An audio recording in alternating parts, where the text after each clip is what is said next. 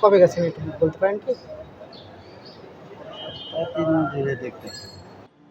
গুলশান একের পাশ দিয়ে বয়ে চলা যে লেকটি, লেক থেকে কয়েক কদম হেঁটে আসলে ১৩০ নাম্বার রোড, পাশ দিয়ে ১৩০ এবং সামনে দিয়ে ১২৬ নাম্বার রোডের এই ১ নাম্বার বাসার ১২ এতে থাকেন পুলিশের সাবেক আইজি বেনজির আহমেদ।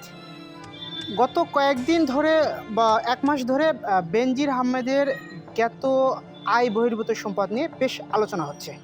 তবে এখনকার সবচেয়ে বড় বিষয়, উনি আসলে কোথায় আছেন? উনি দেশে আছেন না দেশের বাইরে আছেন? তো আমরা একটি সূত্রের মাধ্যমে জানতে পেরেছি যে উনি দেশ থেকে সিঙ্গাপুর গিয়েছেন, সিঙ্গাপুর থেকে এখন তুরস্কে অবস্থান করছেন। আমরা একটু আগে তার বাসার সামনে এসেছিলাম, আমরা চেষ্টা করেছি তার বাসার ভিতরে ঢুকতে, কিন্তু সেটা আসলে হয়নি। তবে তার ভবনটির যে নিরাপত্তা কর্মী রাকিব নামে একজনের সঙ্গে আমরা কথা বলেছি, ওনার বক্তব্য অনুযায়ী যে ৩ সপ্তাহ আগেও এই ফ্ল্যাটে বেনজির আহমেদ অবস্থান করছিলেন। তবে এখন উনি ৩ সপ্তাহ পর বেনজির আহমেদকে দেখেননি এবং ওনাদের ভিতর যে আলোচনা, সেই আলোচনায় যে উনি আসলে সেই সময়ই উনি এই ভবন থেকে চলে গেছেন বা এই ফ্ল্যাট থেকে চলে গেছেন, তারপরে আর তিনি আসেননি। কবে গেছেন একটু বলতে পারেন কি?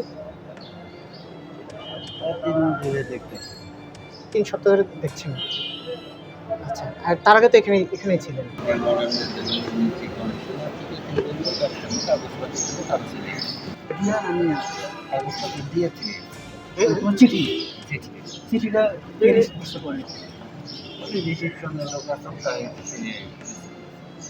কিন্তু ওটা তো পৌঁছানো যায়নি, উনি যেতে নাই।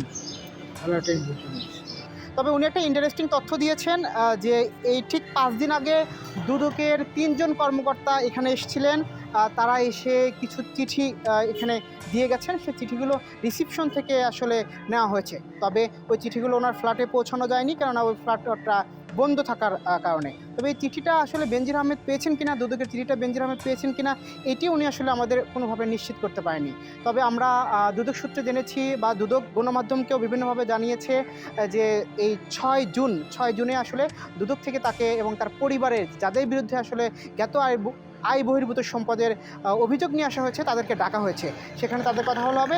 তবে বেনজির আহমেদ শেষ পর্যন্ত দুদকের সেই ডাকে সাড়া দিবেন কিনা, সেটি একটি বিষয়। আমরা আসলে সেইটা আসলে দেখার অপেক্ষায়।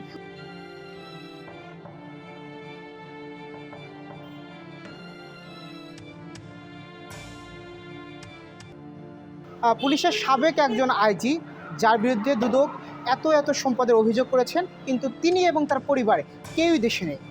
এই অভিযোগের শেষ পর্যন্ত কি হবে, প্রশ্নটি রেখে শেষ করলাম আমি শাহরিয়ার হাসান। ধন্যবাদ সবাইকে।